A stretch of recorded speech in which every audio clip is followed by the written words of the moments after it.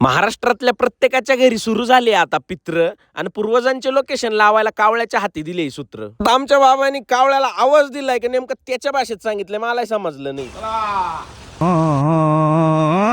तर मंडळी झाला असं का, आज सकाळी सकाळी झोपेतून उठलो तर बघितलं का बांगड बिल्लेश्वर डायरेक्ट आपल्या भीतीवरती जाऊन बसले. आता भीतीवरती जाऊन बसून नेमकं हे काय करत होते ते तर मला समजलं नाही, पण त्यांना बिचकवायला गेलो त्यात माहीत सूत्र हल्ले. त्यात मला बाबाने आवाज दिला म्हणे का गणपती बाप्पाची ना एक छोटीशी मूर्ती देवाऱ्यातली गणपती जवळ ठेवली होती तेवढी आणून दे. मग ती आणून दिली, दर्शन घेतलं आणि बाबाचं चाललं होतं खुराक लावायचं काम. म्हणजे काय तर गोळ्या, हा पैलवानांना खुराक राहतो, आमच्या बाबाला गोळ्या आहे बरं का. आता हे माणसं तांबटे बांधायला आलते का पिकनिक करायला काय माहिती गाड्या. आणि त्यात फाउंडेशन वाल्यांना काम दिलं होतं, त्यांनी वेगळी जग मारून ठेवली होती. म्हणजे काय तर त्यांनी मधल्या गॅपमध्ये तारच नव्हती टाकली बांधायला. मग त्या तारी लावून आम्ही आलो होतो डायरेक्ट नाशिकला चुलत्यांच्या घरी, कारण चुलत्यांच्या इथं आहे ना पित्राचा कार्यक्रम होता आणि आपल्याला जेवायसाठी बोलावलं होतं. मग दादांजवळ येऊन बसलो आणि तिथं चाललं होतं पूजा करायचं काम, म्हणजे घास टाकायचं काम म्हणतो त्याला.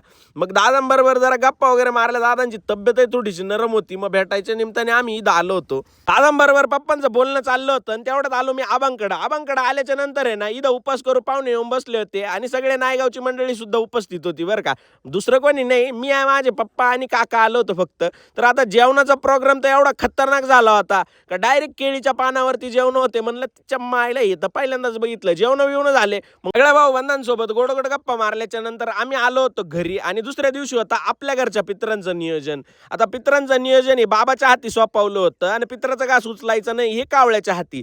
तर मंडळी तुम्ही कशा पद्धतीने घास टाकतात तेवढं मला कमेंट करून नक्की सांगा. आणि पित्र तुमचे कधी असते त्यानंतरच आहे ना, आता मळ्यात आल्याच्या नंतर आपल्याला आहे ना आंब्याच्या बागामध्ये जरा कामकाज करायचंय. आता ते कामकाज मी तुम्हाला पुढच्या व्लॉग मागे दाखवतो आणि या 22-25 नंबरचा काय विषय तोय सांगतो.